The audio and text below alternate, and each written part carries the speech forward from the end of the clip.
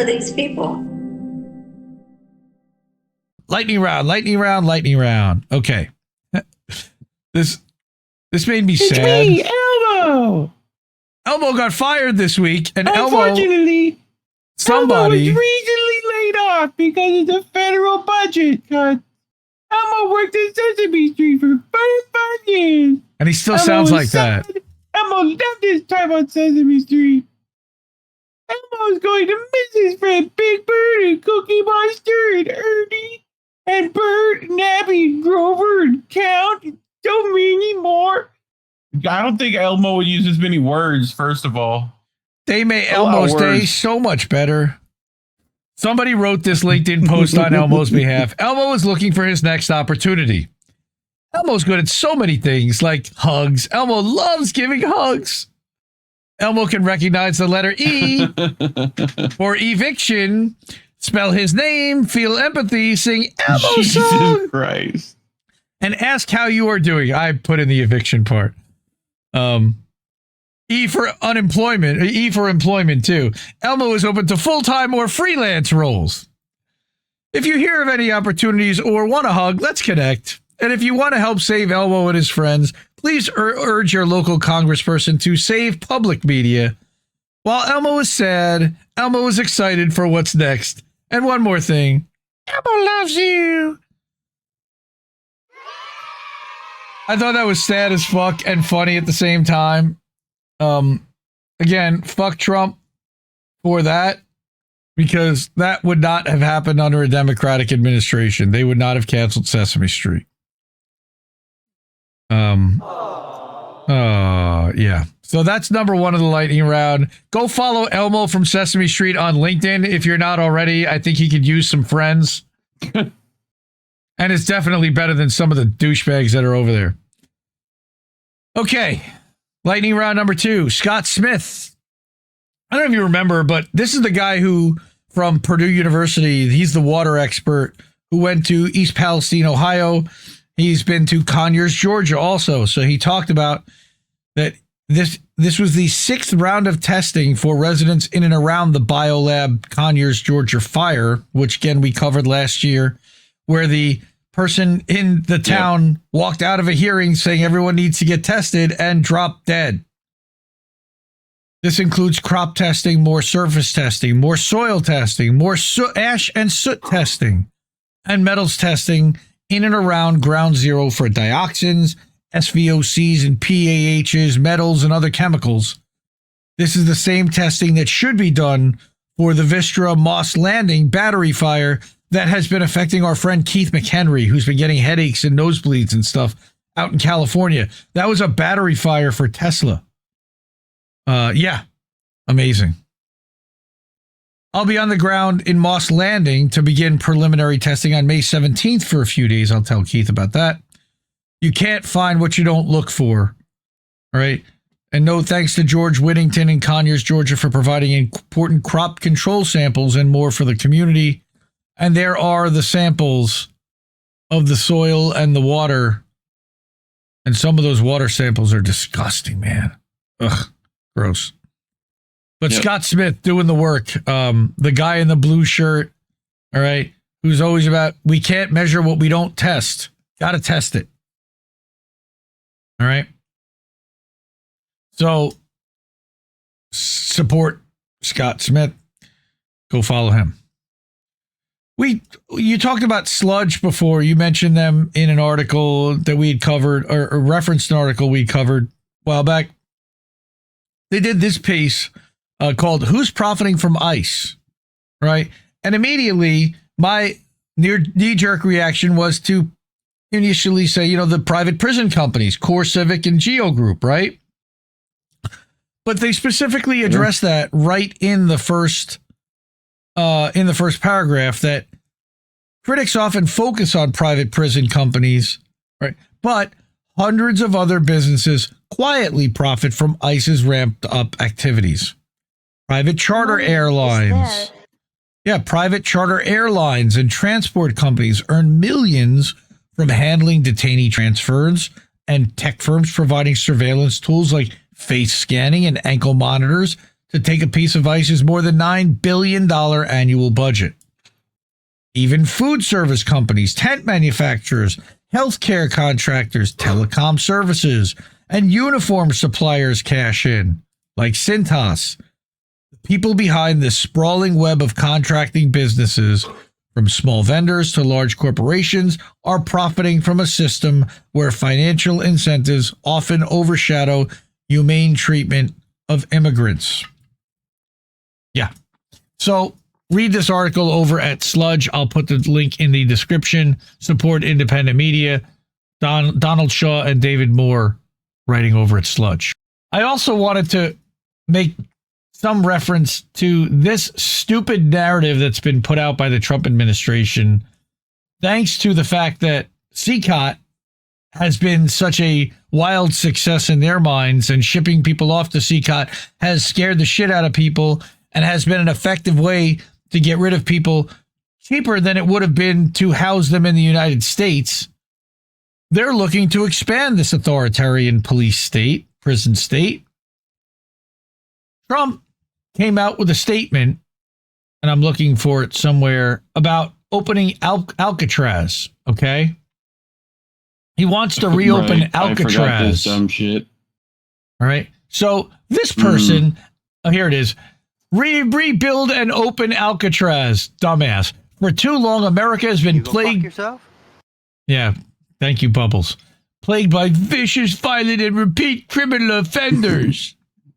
The dregs of society who will never contribute anything other than misery and suffering, with capital letters. God, he's such a fucking boomer. Sorry, Oz. All right. When we were a more serious nation in times past, we didn't hesitate to lock up the most dangerous criminals.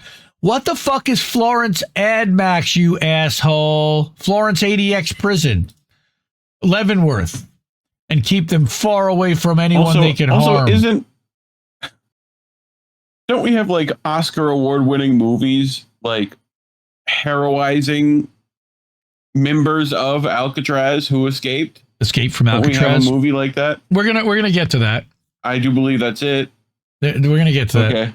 All right. So dumbass says, I am directing the Bureau of Prisons together with the Department of Justice, FBI, and Homeland Security, because he needs to put tons of resources behind something that's never going to happen, to reopen a substantially enlarged and rebuilt Alcatraz, house America's most ruthless and violent offenders. Again, what is ADX Florence AdMax, sir? In Colorado. We will no longer be held hostage to criminals, thugs, and judges that are afraid to do their job and allow us to remove criminals who came into our country illegally. God, what a fucking douchebag piece of shit. So glad you assholes in this country decided to elect this dickhead. Thanks for that. Right, all right. Right away. So this person, Perspectives, the podcast, Shane Burkett, had to point out the obvious. Alcatraz is a National Historic Landmark that closed in 1963 because it was already falling apart and too expensive to operate. It now belongs to the National Park Service, not the DOJ, not the Bureau of Prisons. It's a museum, not a dungeon. But hey, let's entertain the fantasy. All right, rebuilding costs $750 million to $1.2 billion. The buildings are corroded, unstable, and unsafe. Rebuilding for seismic safety alone in earthquake-prone San Francisco is hundreds of millions of dollars. And that's before you install modern prison technology. Utilities are non-existent. Add another $250 million to $400 million there. There's no plumbing, no fresh water supply, no sewage treatment, no electrical grid. No problem. Every drop of water and every watt of power would need to be ferried in or built from scratch. Transportation and logistics. There's no bridge. Every inmate, staff member, and food shipment would then have to travel by boat or helicopter daily. I don't see a problem there. You'll also need a Coast Guard presence 24/7 to prevent escape and ensure safety. That's not going to cost us anything. All right. Now you move back. I got to move you back now. Damn it. Operational costs, $100 million per year. Staffing an isolated island, which means hazard pay, housing stipends, massive turnover, plus modern security infrastructure like surveillance AI, riot control, and medical services. And then you have the legal hurdles, but you can't just reopen Alcatraz. It requires literally congressional approval, which you probably get, environmental studies, which you won't get, public comment periods, they'll railroad through that, and lawsuits from preservationists and human rights groups, which will keep it tied up in the courts for a decade and well outlasting Trump's term. Good luck getting that through. And then you've got symbolism versus reality. Turning a tourist attraction into a dystopian monument doesn't make us safer. We don't need a fortress island. We need criminal justice reform, investment in mental health, and community safety initiatives. The total cost is looking like $1.5 billion to $2.5 billion. That's not law and order. Christ. That's performative authoritarianism with $1 billion price tag. No, a $2 billion price tag, because you know that the estimates are not. Go ahead. I know a cheaper option. You know, like there's a island we already have control over. You could just hide all the sex criminals there you want. You know, I think they already were doing that. I think it's Epstein Island. I think we could use that one. Do we own that? I believe that was not a U.S. build a prison on that island, I believe, but I could be wrong. Let's talk about solutions, not stunts. I mean, Israel can probably let us borrow it. Now, there was a more detailed... Now, Hair on Fire, if you didn't read that thread, this guy over at World Socialist website wrote an article about it and further breaks down for a lot of reasons why this should not and will not happen. All right. Though it was only built to house a maximum of 336 prisoners, it averaged only 260 to 275 per year. All right. Well, we know the Trump administration loves to overstuff prisons, so there'd be 1,500 people in there for sure. All right. There you've got the reference to Escape from Alcatraz and Al Capone being housed there. All right. But the thing is if they really wanted to build an island prison, they don't need to build it there. They got plenty of islands they could build it on where there's already infrastructure, bridges, electricity, and everything else. And they could build a state-of-the-art facility from the ground up. This symbolic nonsense about Alcatraz because he saw it in a movie. He's such a fucking moron. I swear he's such a moron. Like, this is moronic shit. This is appealing to chuds. Thus ends the lightning round. Fuck Trump. Fuck the Democrats that would probably allow this to go through because they love the prison state and they love placating Trump wherever they possibly can. And they love giving money to cops. And they love locking up protesters and people they perceive to be criminals. So I'm sure they'd be down with a lot of this shit. But reopening Alcatraz is ridiculous and silly. Who are these people? Thank you, whoever that was. Thank you. Really appreciate that. Margaret, hey, what's going on? And Villa she's great. All right. Now we're up to, let's hook up our friends because they need our help. Okay, we've got Chanda.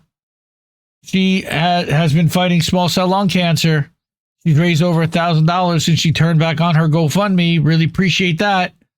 All right, and she needs our help paying bills. Same thing with Andrew and his daughter, AnnaMari. All right, fighting brain tumors.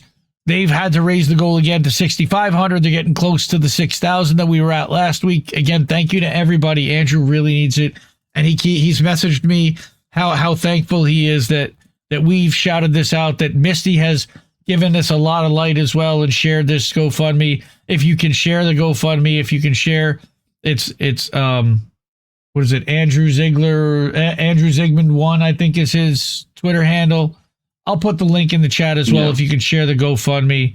Really, she's started undergoing treatments. She's lost her sight, and they've now started to like teach her Braille and teach her to walk with a cane. They need a lot of help, and they had to move to Cincinnati for the treatments. I also wanted to make reference to the one-on-one that I did with Gen X Girl 1994. We aired that Saturday night over on the Rumble and over on everywhere, including over at AnnaNewsletter.com. That was great. 2 hours, almost 2 hours worth. And she blows the cover off of what the ADL is doing. They made up a fake research organization called Builders for Tomorrow that doesn't exist except in these ADL reports that Congress happens to be citing as the reason and basis for creating anti-Semitism legislation. It's a fake organization. It's a fake research. It doesn't exist. They made it up. But they're providing some kind of third-party validation to the report in producing it with the ADL. No, it was just the ADL, but no one would take it on its face if it wasn't. So, by all means, check out my one-on-one with Gen X Girl. You can watch it on all our channels. And then finally, I wanted to make reference to Indie News Now. Like I said, we're live over there. You can go to the Watch Live page and watch us live whenever INN is live and chat through the Discord. But also, I built a news site that has articles and Rumble videos for you to watch and check out. And this rotates and works 24/7. So you've got articles from Consortium News and Labor Union News and The Dissident. And this is Jason Burmis did a clip about Matt Gaetz's insane interview about Israel. All right, a good one where he pulled the cover off and he literally said, you can't have a successful political career in this country if you don't support Israel. Bunch of things to check out there. So that's IndieNewsNow.com. We're going to go over to boats, smashing in other boats in a minute. But before we do, one last time, if you're able to really appreciate the support from Margaret and from Jacqueline and from Sean tonight, the ways to do that again are Cash App, $ Indie News Network. Let me check the Cash App before we get out of here.